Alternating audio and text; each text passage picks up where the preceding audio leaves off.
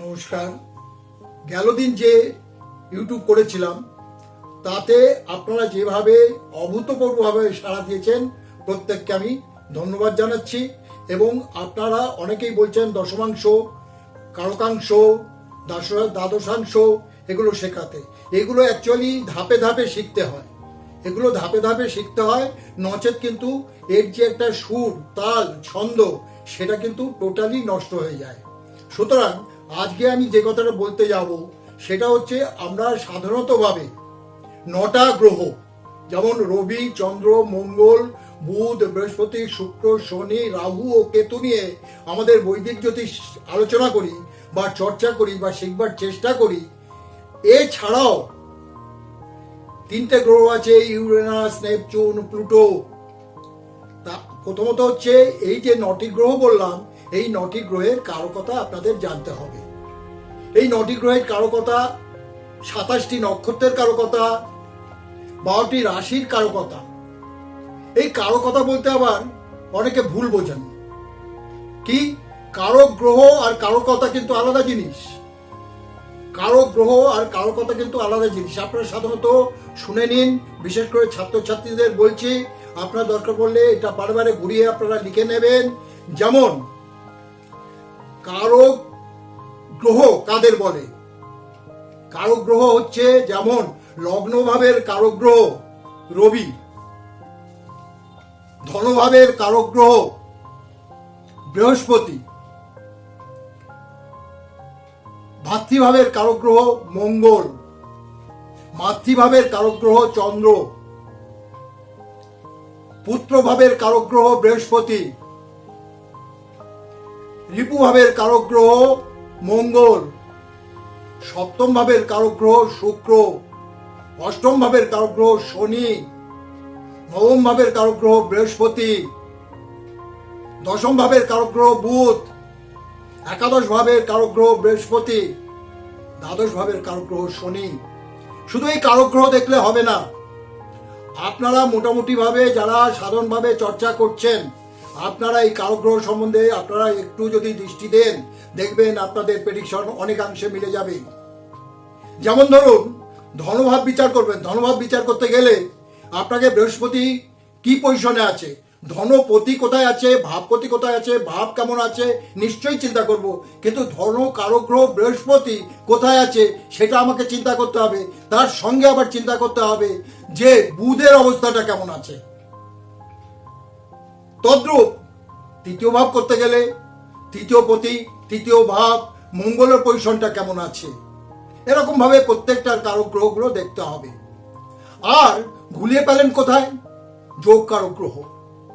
যোগ কারক গ্রহ হচ্ছে যে একই গ্রহ লগ্ন সাপেক্ষে যদি কেন্দ্রপতি ও কোণপতি হয় তাকে যোগ কারক গ্রহ বলে।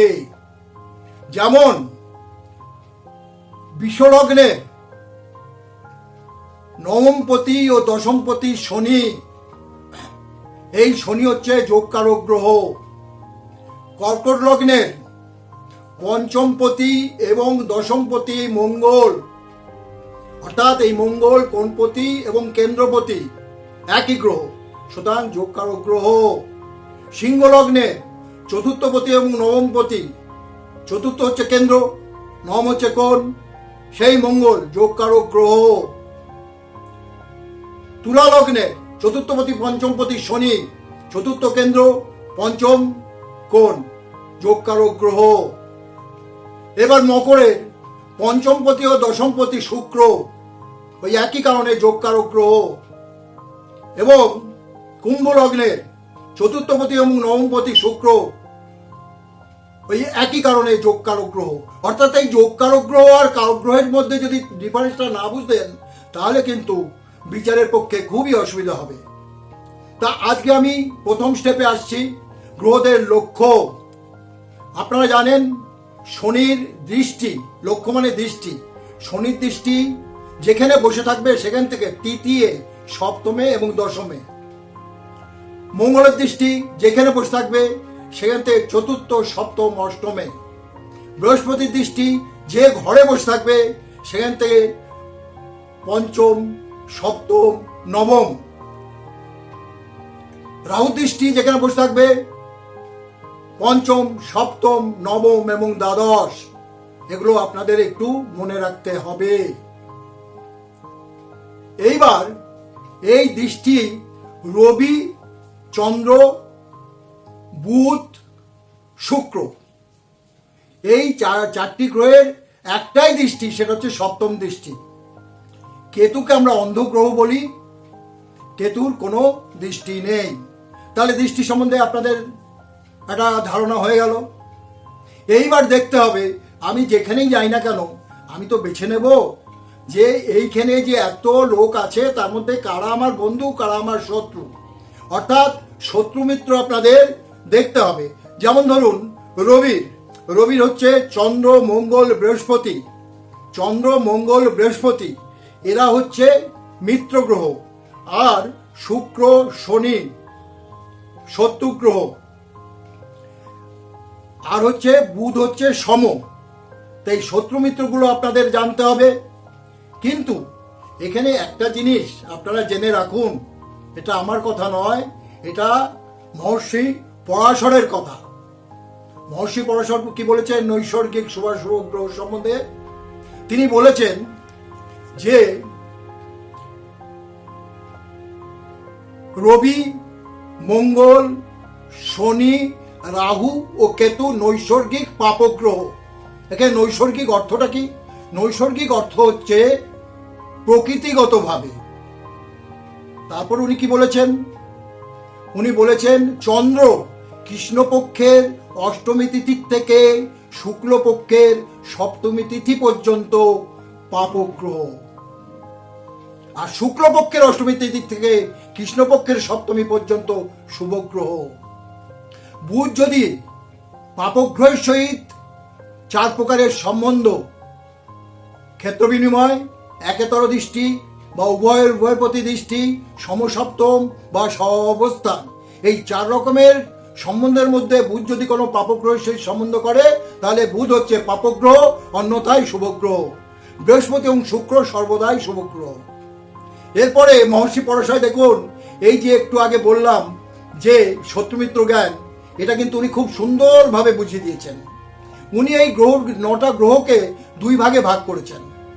প্রথম ভাগ হচ্ছে কি সৃষ্টিজ্ঞাপক গ্রহ, কনস্ট্রাকটিভ প্ল্যানেটস, আর দ্বিতীয়টা কি ডিস্ট্রাকটিভ প্ল্যানেটস, অর্থাৎ ধ্বংসাত্মক গ্রহ। সৃষ্টিজ্ঞাপক গ্রহের মধ্যে কাকে কাকে রাখছে? রবি, চন্দ্র, মঙ্গল, বৃহস্পতি, কেতু। আবার বলছি শুনুন, রবি, চন্দ্র, মঙ্গল, বৃহস্পতি, কেতু। আর ধ্বংসাত্মক গ্রহের মধ্যে উনি রেখেছেন বুধ, শুক্র, শনি, রাহু। তাহলে ধ্বংসাত্মকের মধ্যে রেখেছেন বুধ, শুক্র, শনি, রাহু। প্রাথমিক ক্ষেত্রে আমরা যারা শিখতে যাচ্ছি আমরা এইটুকুই মনে রাখি না যে ধ্বংসাত্মক গ্রহে যে রবি, চন্দ্র, মঙ্গল, বৃহস্পতি, কেতু, সৃষ্টিকাপক গ্রহের যে রবি, চন্দ্র, মঙ্গল, বৃহস্পতি, কেতু, আর ধ্বংসাত্মক গ্রহের যে বুধ, শুক্র, শনি, রাহু, এরা উভয়ের প্রতি শত্রু আমরা ধরে নেই প্রথমত। তারপরে এর মধ্যেও কিছু ব্যাপার আছে। যেমন ধরুন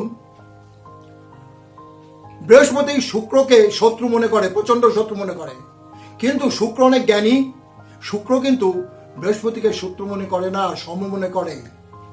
তদ্রূপ শনি মঙ্গলকে শত্রু মনে করে। মঙ্গল তার প্রভাব প্রতিপত্তি আছে বলে শনিকে সে সম মনে করে। এই ধরনের কিছু ব্যাপার আছে। তা এইগুলো প্রাথমিক স্তরে আপনাদের জানতে হবে, বুঝতে হবে, গ্রামারটাকে জানতে হবে, তবে আমরা আস্তে আস্তে অগ্রসর হব। এইবার যখনই আমার কাছে একটা ন্যাটাল চার্ট আসছে, আমরা প্রথমে কি দেখতে হবে? আমাদের দেখতে হবে যে আমার ওই লগ্ন সাপেক্ষে অনুকূল গ্রহ কে কে। এই অনুকূল গ্রহ কে কে আমি এরপরে পুরো আপনাদের ডিটেলস পরপর বলে যাচ্ছি।